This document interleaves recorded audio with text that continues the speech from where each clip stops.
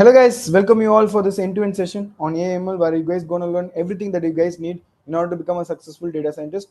Hope you guys are enjoying. We are enjoying and we are learning a lot each and every day. Hope the same thing for you guys. So yeah, before going for this session, make sure you guys have watched all the previous session videos so that you can have a better understanding of what we are talking. So guys, we have completed supervised learning. Okay, all the algorithm inside that supervised learning and all the coding session we have completed, and we are for the past two sessions we have introduced you what is unsupervised learning and what are the algorithms inside the unsupervised learning.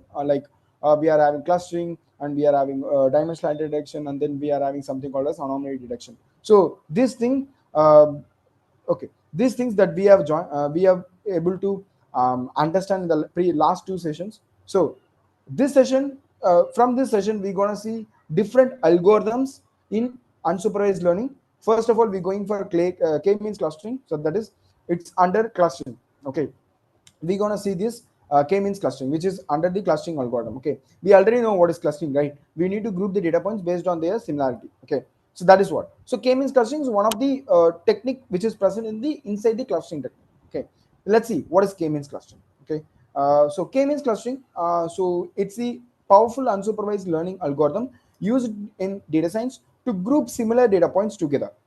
It is a fundamental technique for understanding data structures and finding hidden patterns. Okay. Okay. The thing is, k-means clustering. What here they will do means they will group the data points based on their similarities. That is, each data point will have certain set of features, right? So based on their features, they will group together. Okay. So consider we are having a cluster where all the data points will have the features which are closely related to each other. Okay, and that belongs to one cluster. When the points which has similar data points, similar features, but they are different from this category, then belongs to the another category. So this is what called as clustering. Okay, we are just grouping the data points which has the similar category in one cluster. That's it. So that is what this k-means cluster also do. Okay, let's see what we are having next. So this is what all about. I will say overview of k-means clustering. Let's see one by one what it is having. Okay, next thing. Let us go for understanding this clustering in data science. Okay, clustering is a task of grouping data points into clusters where data points within a clusters are more similar to each other than the point in another cluster. This helps you identify patterns and insights within your data points. Okay, yeah. The thing is, as I mentioned, right? Let us consider we are having two clusters. One cluster which has the apple, okay, which has a feature of circle shape and then color is red. So whenever you are having these two features, it belongs to a category A. Yeah, so because like as it's unsupervised learning, it doesn't know the label. Similarly, if it is not in a circle shape and it is not in a and it is in a yellow color, it belongs to another category, that is banana, but it doesn't know the label. So category B. So whenever you get an item or an object or a fruit with red color and circle shape, it belongs to category A. So like that. So now you can understand when the data points is closely similar to the data points of category A, then it belongs to category A. Otherwise, it belongs to category B. Okay, like that. Okay. So whatever the data points within category A is more similar. Okay. When the data points of category A, so I will say one thing. Okay. Let's put this very simple. This similarity they are mentioning, right? High similarity for the data points present in A for the cluster A.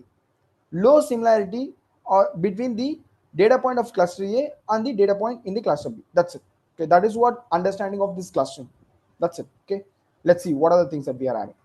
Unveiling the pattern. So this was a major thing. So clustering reveals hidden structures in your data, uncovering groups by you might not have noticed otherwise. Okay, let us consider we are having a record. Okay, nearly like 1,000 records. From that we are having only two records, which is as an outlier.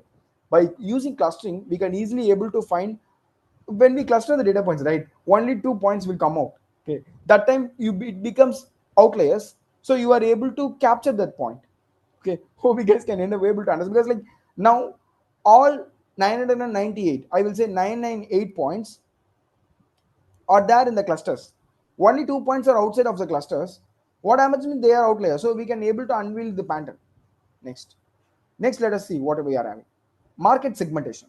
So identifying different customer groups based on their buying habits, preference, and demographics. Yeah. So based on these features, we can cluster. Yeah, they belong to cluster A, they belong to cluster B, cluster C, cluster C, cluster D. So consider a person is salary is high and their spend is high, belongs to one cluster. Salary is high, spend is low, belong to another cluster. Salary is low, spend is high, belong to another cluster. Salary is low, spend is low, belongs to another cluster. Like we are having 4 different clusters. So this is what called as market segmentation based on the customers. Next, image segmentation, grouping pixels in an image based on their color and texture to identify objects or region of interest. Okay, I will put it in a simple manner. So like we're gonna have an image segmentation, right? Consider this is a frame. In this frame, you guys just need my face, right? So here, what is the region of interest? That is ROI, my face only, right? Other things we doesn't need. So you just apply segmentation onto only to my face in order to just get the features of only my face, so that other things will be removed. So this can be done by using clustering. Okay, I hope like you guys can understand. Okay, perfect, right? Next, moving on, we're gonna have a anomaly detection. Identify outliers or unusual data points that doesn't fit in well into any of the cluster. Okay, I will put it in a simple manner. We are having cluster A and B, whereas cluster A, which has the features of it should be circle shape and it should be red color. Cluster B, it has a feature of it should not be in a circle shape and it should be in the yellow color.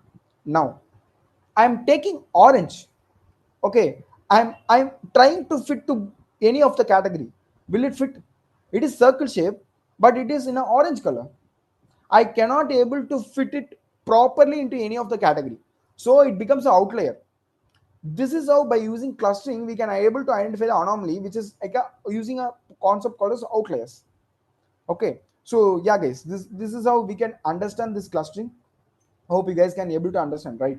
I hope like it is not a rocket science, you guys able to understand. This is how we can understand clustering in data science. Okay, hope this is the thing. So sir, is there anything that you need to add on this?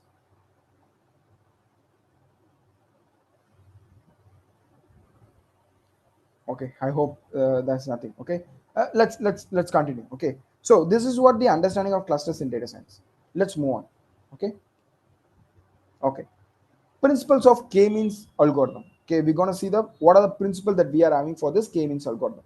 Okay, we are just discussing k-means. Okay, but you are not saying how the algorithm works. Let's discuss this. Okay, k-means clustering is an iterative algorithm that aims to partition data into clay clusters. It works by repeatedly assigning data points to their nearest cluster centroid, then recalculating the centroid based on the assigned data points. Okay, let's put it in a simple manner.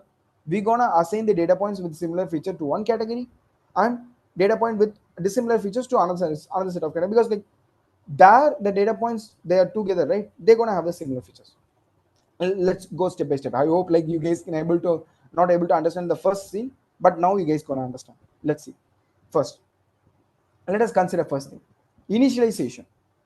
I randomly select k initial cluster centroid which represent the starting points for the algorithm. Okay, let us consider we randomly choose the centroid, that is k centroid. This orange colors you can see, right? This 1 2 3 and then here 4. Consider this as a centroid. I'm just initializing 5 centroid for my work. Assignment, I'm going to assign the each data point to the clusters with the closest centroid based on the distance metrics, typically Euclidean distance. Okay, I will put it in a simple manner. Here there is one cluster, right? Cluster centroid. What I'm going to do means I'm going to see what are the data points closer to this cluster centroid. This data point is closer, right? I'm going to make this to this and this point data point to this. Okay, this is centroid. I'm making this data point, these two data point to this centroid, assigning these two data points to this centroid. These three become one cluster. Perfect, right? We have done with 2 steps, initialization and then assignment. Okay, then let's move on to the next thing, update. We need to recalculate the position of each cluster centroid by averaging the data point assigned to that cluster. Okay, so what we have done means we have done something like this is our centroid and we started to assign these two values to this centroid. What happens this time means this is the first cluster. 2 data points, one centroid. Now we need to recalculate this centroid. We need to move this centroid to here, here, here, based on the guys. Based on the calculation, you are having different calculations like Euclidean distance, Manhattan distance, different kind of distance formulas are there. Based on that, you need to try to like do go for the permutation and combination and try to find the best cluster where you can assign these data points. That is what update. And iteration, simple. You need to repeat this step 2 and 3 until the cluster assigned no longer has any changes, significant changes. So this indicates convergence of the algorithm. Okay, so hope you guys can understand. So simple thing, you need to identify. Now you need to just select the randomly pick the number of centroids, that is k value. Then you just assign the data points which is closer to the centroid and create a cluster.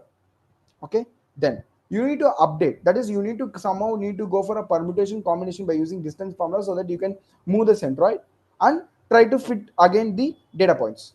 Finally you need to iterate, that is you need to repeat this assignment and update step until you get a cluster where there is no more permutation combinations happens. Okay, or that is all the data points becomes to the proper cluster. Okay, so that is what. Okay, consider we got a cluster here and then the cluster here, there is no communication. Okay, we have a data points properly clustered to this cluster and we have the data points which is properly clustered to this cluster. Okay, hope there is not at all any communication. Okay, that is how you need to have your cluster.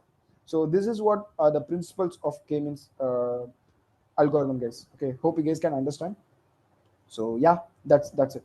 So hope like let us ask, sir, is there anything that you need to add on this, sir?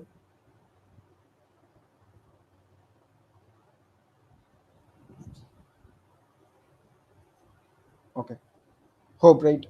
Okay, let's continue. Okay, I think there is nothing to add. Okay, yeah, moving on, let's see the next thing. Let us we are having something called as selecting the number of cluster. I hope like guys this is major thing. Okay, so we have talked about what is k-means clustering and how we can do the k-means clustering, what are the steps inside it.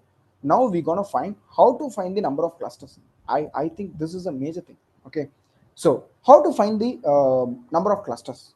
Okay, number of clusters, that is k, is crucial parameter in k-means. Choosing the optimal k is essential for achieving a meaningful and accurate clustering result. Yeah, as I mentioned, right, if you randomly select the k value it will work, but to some extent. But we are having some things to find or select the k value. Okay, first is elbow method. Plot the within cluster sum of squares, that is WCSS, against different values of k. The elbow point on the graph often indicate the good choice of k. Okay, elbow method is simple case. We will be having a line graph. In the line there will be some cut, so we will be having a line like this and there will be a cut. Okay, like a elbow, we are having elbow, right? So we will be having a line and there will be a cut. Okay, like that. So in the graph itself there is a cut, there is an elbow occurs.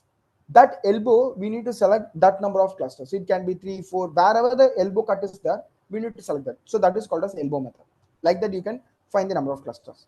Then silhouette score measures how similar a data point in its own cluster compared to the other cluster. A higher silver score suggests better cluster separation. Yeah, similar thing. We are having a data point in one cluster that is its own cluster. It should be like as much as closer to the data points, whereas the data points in cluster A should have a dissimilarity, proper dissimilarity for the data point which is present in the cluster B. Okay, that is the data points within a cluster should have a similarity and the data points between the clusters should have the dissimilarity. That's it. Okay, that is what the silver score should do. Then we are having something called as a domain knowledge. You use your understanding of data and the problem you are trying to solve to guide your selection of k. Okay, that's it. So this is also one of the method. Based on the domain knowledge that we are having and the data set knowledge that we are having, we can select the number of clusters that we need. Okay, so for some data points we will be already know how many clusters we need. Okay, like that we can go. So this is what selecting the number of clusters, like using the elbow method, silver score, and then we are having something called as a domain knowledge. Okay, hope you guys can understand, right? Okay, let's move on to the next slide. Okay,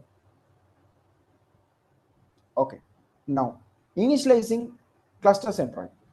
Okay, let's see. I hope like this is one step ahead. Okay, what we have seen till now. Okay, initializing cluster centroid.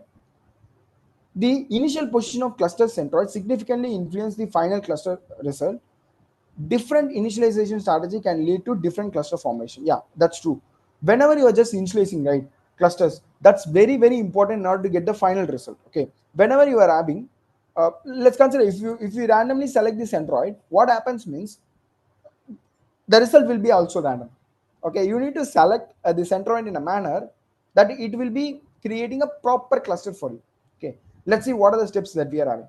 Random initialization, randomly selecting data points as an initial centroid, can be sensitive to initial choice but can be quick. Okay, yeah, you can go for a random method.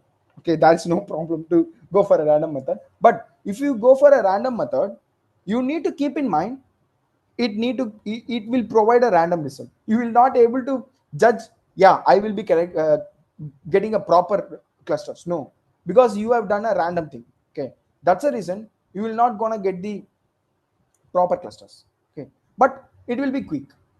Then let's move on to the next step. K++, a more robust method that attempts to select an initial cluster that are well placed and representative of the data point. This K means plus plus, is it will look into the entire data set and it will assign value by itself. Okay, so either 3, 4, any type of clusters, it will assign by itself. Somehow the randomness is reduced. Okay, I hope like you guys can able to understand. Okay, let's move on to the next thing. For K initialization, randomly choose K data points as the initial cluster. So I will say random selection and this for K initialization more or less same. So there are different like wordings only. It will also randomly choose the K clusters by itself. Here we just need to give number of clusters by ourselves. Here it will randomly choose. Here based on a data point it will select. Okay, hope you guys can able to understand. So yeah, I hope like this is how we can initialize the cluster centroids. What's the reason? Because it gonna impact the final clustering. Okay, so yeah, this is what all about so this is what all about we are having for this session. Hope you guys can able to understand. So yeah, so we have introduced you what is clustering in today's session, and we have gone to what are the strategies inside this k-means clustering, and we have looked into each and every step, and we have ended up with something like how to initialize the cluster centroid. Okay, hope you guys have enjoyed. Okay guys, same thing, please make sure that you guys watch this video. If you guys have any doubt, just ping in the comment. We are here to take it up and we will solve your doubts. Okay, we will be always here guys. Okay, so guys, that's the thing. So try to digest the things that we are just saying. So now we are just working on the theory part, and we will be continuing in the next session also the theory part of this k-means, and next session will be the coding part. Hope you guys are able to understand. Okay, as I'm mentioning previously, like if you guys doesn't able to understand anything, just ping in the comments. We will take up and we will solve your doubts. Okay, so yeah, that's it guys. Yeah, so until next session, bye guys, take care. We will all meet in the next session. Bye guys, take care.